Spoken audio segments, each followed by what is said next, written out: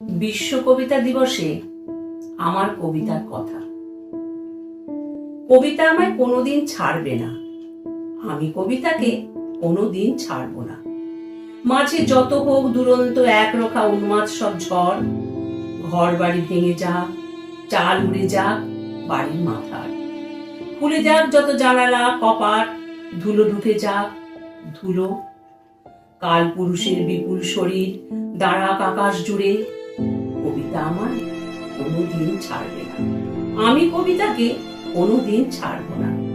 ক্রোধে ফালা ফালা করে যদি দাও সকল শরীর টুকরো টুকরো ছেঁড়া খোঁড়া, এই কবির শরীর থেকে বিভঙ্গ হওয়া টুকরো টুকরো শরীরের ভাঁজ থেকে জন্ম নেবে গো কবিতায়, জানি আমি।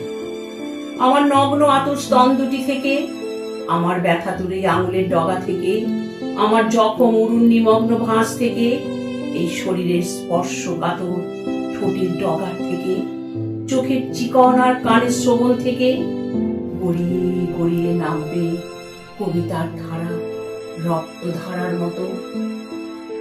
কে নেবে কবিতাকে কেড়ে আমার কলম থেকে?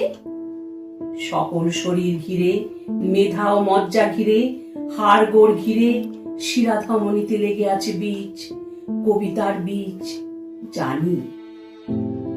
কোন মহাকাল, কোন দুর্যোগ, কোন মহামারী তাকে বিনষ্ট করবে না, বিনষ্ট করতেই পারবে না।